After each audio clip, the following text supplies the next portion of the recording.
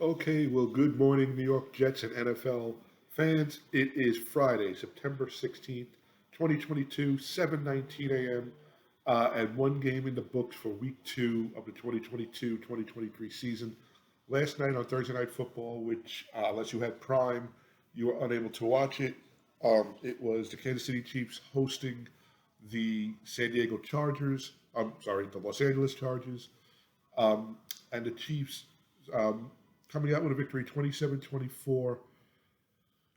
This game just showed how the young QBs right now are, really, taking the spotlight and running the offense and making plays. Both quarterbacks were really, really good. There was a little hiccup by the Charger quarterback, Herbert, who threw an interception for a touchdown. From what I'm hearing, because I didn't watch the entire game, the receiver didn't run the route the correct way. There was a miscommunication, and that led to the pick. But other than that, I mean, sidearm throws and scrambles and whatnot, and both of these quarterbacks are showing what could be the future. Well, they are the future right now. They are the present stars of this game, and going forward, I can just see them, growing. And I'm not saying anything new. I'm not making this bold prediction. This is being proven. So the Kansas City Chiefs go to 2-0. Chargers go to 1-1. They drop 27-24. The Chargers are going to be a tough team. Their defense has been revamped. They played very well last night. Kansas City's a tough place to play, especially a primetime game, a Thursday night game. So this could be a matchup we see in a divisional round of the playoffs, or maybe a championship round of the playoffs. Um, so that started off our week. Of course, on here, week two, the takeoff, we are going to take off on what the Jets will be doing for week two. Jets travel to Cleveland. I said it earlier in my recap video earlier in the week. It's with a lot of teams with the Jets, they've either had some success or they've had a lot of misery against. Um, and that goes with a lot of teams. I mean, the Jets overall, maybe I don't know, who they dominated, in the years. But there are teams where you say, oh, the Jets played them very well. They have a good chance to win this game. With Cleveland, even when the Jets are playing well, Cleveland always seems to be a tough game. Um, I can remember a game where, the Jets knocked McCown out, and Johnny Manziel came in and threw like a 60-yard touchdown pass and gave the Jets a run for their money. The Jets wound up pulling that one out. I remember a game in Cleveland, where the Jets had to bring it to overtime, and Antonio Holmes with like 20 seconds left in overtime, they were set up for a field goal. Um, or they were in field goal range, I should say. And on the down before they would kick the field goal, Sanchez hit Holmes on a slant, and he just went and took it the distance and won the game. There are other times where I saw the Jets, blow a 17-point lead to Cleveland when Cleveland was not that great of a team. So, you throw that all out the window. I know you look at history, you look at the history of Jets, New England, you look at the history of Yankees, Red Sox, you look at the history of, you know, Lakers, Celtics, and you try to look at that. But each year, each decade, each season is different. This year, right now, the Jets need this win. And it is terrible to say that on week two, the Jets need to win. And there are many reasons why. First of all, you don't want to go down 0-2. And it's you know, um,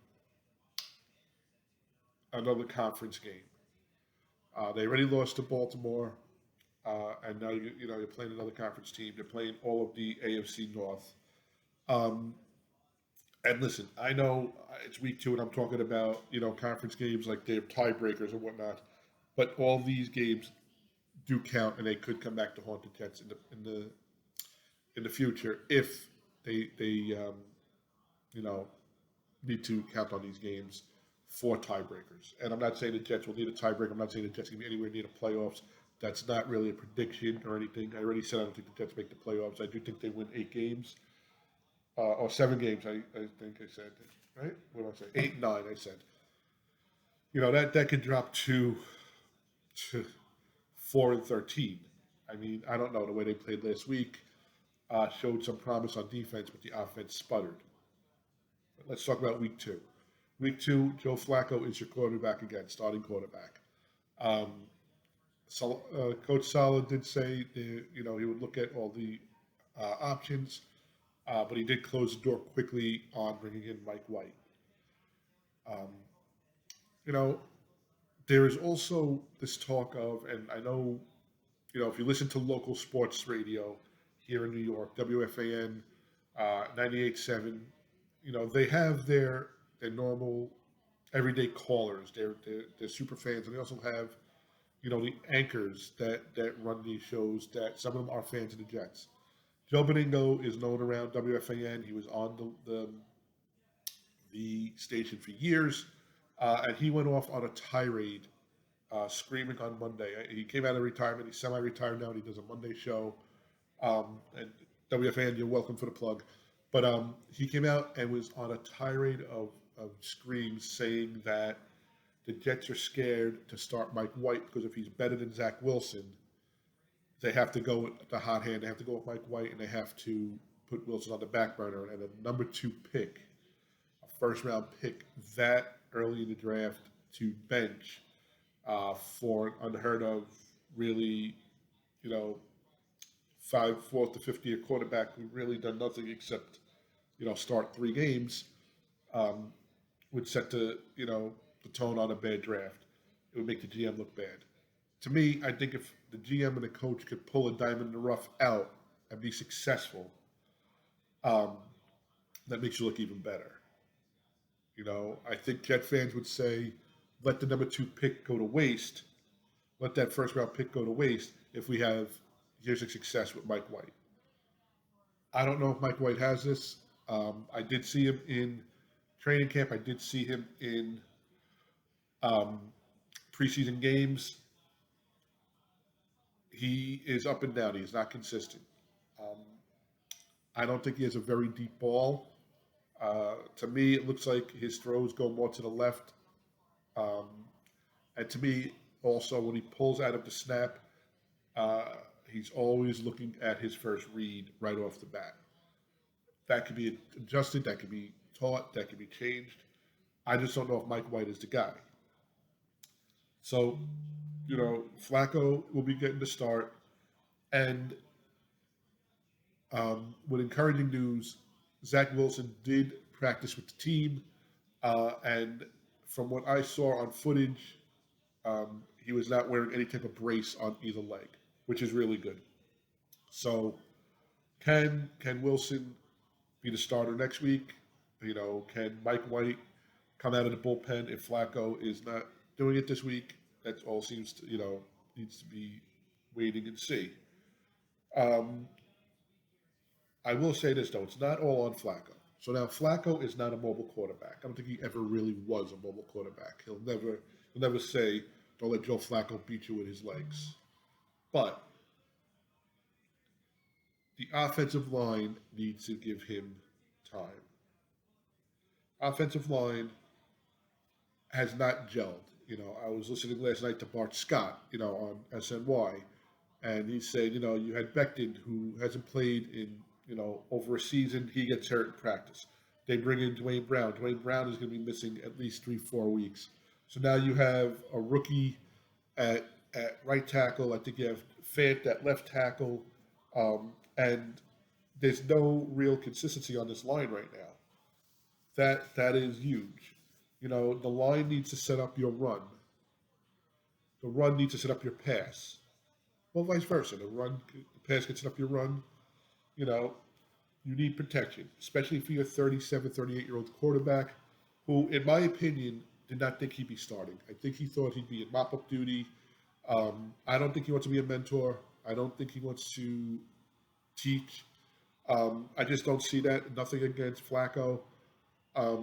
That's just, I think, at this point of his career, he doesn't want to do that.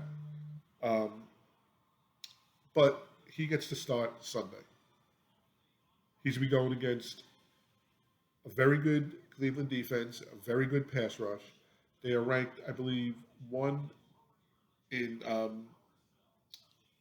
defense in running defense, and number one in running offense. I believe that was what I read last night. That might have changed. I might have read it a little incorrectly, but that's what's going on. The defense needs to get to the QB. They need to not give up the big plays. They need to get off the field. Special teams. Um, I do know we were trying out punters. I do not know if we signed anybody. I thought we signed somebody from the Colts. I'm not sure of that. But we need to not give the teams short fields. As good as the Ravens played on offense, we were giving them short fields. And in the beginning, I mean, we held them to two. We held them to, to 2 or 3 first downs. Held them to 3 points. Um, you know, it just you can't keep giving them a short field because then they will beat you, and eventually they'll beat you long, and that's what happened also. After giving them, a field to go down and have to make the distance, they beat us with a long pass. Defense just didn't have it after drive after drive after drive. So it is a cliche, but yes, it is a three-side game: offense, defense, and your special teams. Right now, the defense has been the anchor in week one, but they were not strong enough. They need to play a little bit better. Like I said, dumb penalties, misreads. You got to stay um, within your game plan, and you have to get your defense off the field, get the offense out there as much as you could. Um, get the running game going. I believe it's Cleveland's home opener, so they will be loud. That's another loud place to play. They've always been loud. Going back to the municipal stadium and the dog pound, the original dog pound. So, the Jets need this game. And going back to, I guess it was Monday or Tuesday. I think it was Monday when Coach Sala at his pressure said something to the effect of, you know, taking, cashing in receipts and basically calling out the media and the fans who are bad mouthing the team and reporting things that negatively about the team. Like I said, I'm realistic. I know what this team is. This team is not a Super Bowl champion. This team is not a playoff team. This team may not even be a 500 team right now, but he needs to prove us wrong. That, you want to cash in those receipts, that's fine. But for a majority of Jet fans that follow this team, we have never really jumped ship. I know I never did. And I know there are many that haven't. That sat through, and I'll go through the years, the Coslet years of 4-12, after looking good and making the playoffs in the year prior. The 1 year of Pete Carroll where we looked like we were going to dominate and we just, blow the last, 6 or 7 games. Um, the year under Al Groh when you're 4-0 and 7 and I think 7-2 and you end up 7-9 or whatever it was, or 8-8. The years under Mangini, the 2 years under Kotite, I've seen people keep following his team and keep following his team, being the punchline in jokes. So a lot of us have not um, jumped ship. But I also say that we have the right to voice our displeasure, feel the way we feel, because we never had consistency. Even the 2 years with Rex going to the AFC Championship game, everything went downhill after that. You know, I said it. The moment that Pittsburgh game ended, I knew that getting back there would be a struggle because everything just fell into place that year, and that was the year we had to do it. So, Coach Sala, yes, you want to prove us wrong? That's fine. Prove us wrong. Um, but you haven't lost fans. You have disgusted fans. You have fans who, with a lot of patience, over 50 years of patience, are losing patience. The media, on the other hand, and not all of them, I think, in my opinion, are burnt out watching this team. Now, some of our local sports stations, some they all are fans of teams, and I know one is a fan of the Cowboys, who's a fan of the Giants, who's a fan of the Jets, they will voice their feelings on top of reporting the actual facts. But there are others where, and mostly in print media, the sarcasm that they write and that they tweet, it's just like, you're getting paid to cover this team. Print the facts. You want to print an opinion, but don't be a sarcastic person. Don't be um, an instigator. And most people that are following me will know who I'm talking about. You have a few, two or three instigators where, during a game, and what I'll do is go on Twitter during the game to follow, see anything, any insight, and you'll hear, oh, the Jets, just converted a third down. Wow, that was a miracle. I can't believe I just, we don't need that. We see it. We don't need you doing it, and you're getting paid for it because we pay to watch it, and that's our choice. And it's your choice to for your job, but just report it the right way. But again, coach, you kind of drew the line, so now you got to protect that line. He also came back Tuesday a little bit more humbled, explaining what he meant. Um, Maybe somebody spoke to him, but like I said earlier, it's week 2, and this is just about a must win. I have them winning this game. I said it before the season started in my predictions. I have them winning this game because the next 4 games you have home for Cincy, at Pitt, which we never win, home for Miami, at Green Bay. You know, so and then at Denver with Russell Wilson. So there is that we need to get this win on us. Maybe get some momentum. Maybe Zach comes back week 3 versus Cincinnati. Maybe they hold him out for week 4 in Pittsburgh. Um, Especially now that Watt is out. Maybe they bring him back to that game. But this is a game I think that we win. Um, I'll do is give you my NFL predictions and then go into the predictions for this game. So Buccaneers and Saints at New Orleans. Tom Brady has a lot going on in his life, and for the first time in many years, his life is being made public. So, he's still Tom Brady. He beat Dallas last week. He looked good in that game. Obviously he's 40, 45 or whatever he is. Um, but New Orleans is always a tough place to play. I think this is a tight game. Think, I think Saints pull this one out at home, and I'm going to go 23, 23-20. Panthers and Giants. Giants home opener. Giants coming off a very emotional win. Giants coming off a new coach who got into the face of their quarterback. Something that hasn't happened since Daniel Jones has been drafted. A coach who I thought was wrong going for 2 at the end of the game. Obviously, him getting it and having them convert it makes him look like a genius. If they don't convert it, they're 0-1, and it looks like just a bad decision. So I'm not sold on the coach yet, but he did give them uh, some some balls. I would say he did give them, what I think they haven't had since, not even Coughlin. Coughlin didn't give him that toughness. Parcells gave him toughness. Um,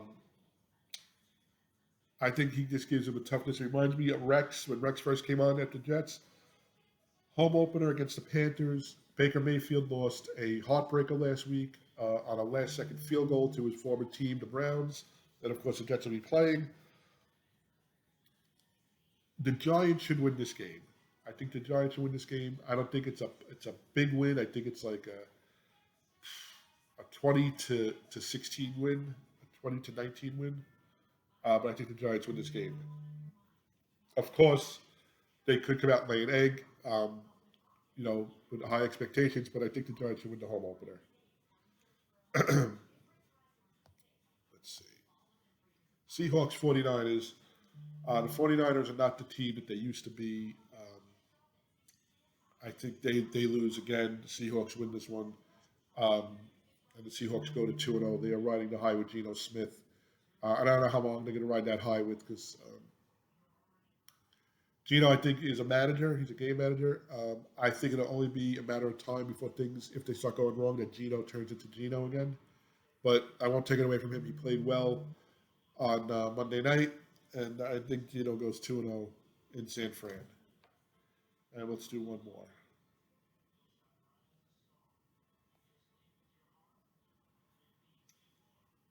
Patriots Steelers. This is not what it used to be. This is not Ben Roethlisberger and Tom Brady. I think this is the first time in 20 years plus that neither one of these teams, when they played each other, will Brady or Roethlisberger be starting.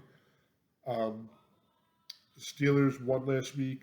Patriots lost. Patriots lost to Dolphins 17-0, I believe it was. You have to believe that Belichick will get his team scoring points. Belichick will get his team ready. Pittsburgh is a hard place to play. I think Pittsburgh took a big loss when they lost T.J. Watt, and I think the Patriots win this game. And I'm going to go Patriots 24, um, Steelers 13. So going back to the Jets, I do think the Jets win this game. I think they feed off the coach's desperation and the coach's um, confidence that they're going to right the ship. Like I said, he was a little bit more humble the day after, saying that he knows you have to throw results. If they can't come back after the dismal loss last week um, and play 60 minutes and really put together a full game and win this game, a very winnable game, then we got to reevaluate this coaching staff and this team. And that's terrible after, it would be 19 games. He's 4-14, and he needs to prove.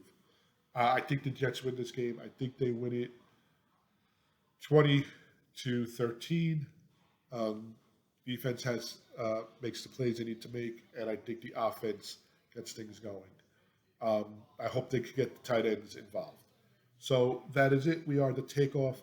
Please subscribe to us on YouTube, where the Takeoff, the Jets Takeoff.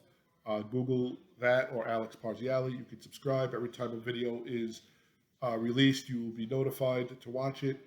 I try to do, 1 to 2 a week minimum, a preview and a recap. We could also be tweeted and followed on Twitter at the Jets Takeoff, which is our Twitter handle. We can be emailed at thejetstakeoff@gmail.com, and we are on a Facebook page, The Takeoff. I'd love to hear from you if you're heading up to Cleveland. If you're hosting a tailgate party at your home, a home gate, were you at the home opener? How did you feel at the home opener? Any pictures from the home opener? Any experiences from the home opener? Let us know. Reach out to us. And that's it. Let's try to get this win, Jets. We need it. We need to get to 1-1 because it does not get any easier for the next 5 to 6 weeks after this as well. Everybody have a great weekend. A safe weekend, a healthy weekend, a blessed weekend, a blessed weekend. And talk to you on Monday and hopefully recapping the Jet win.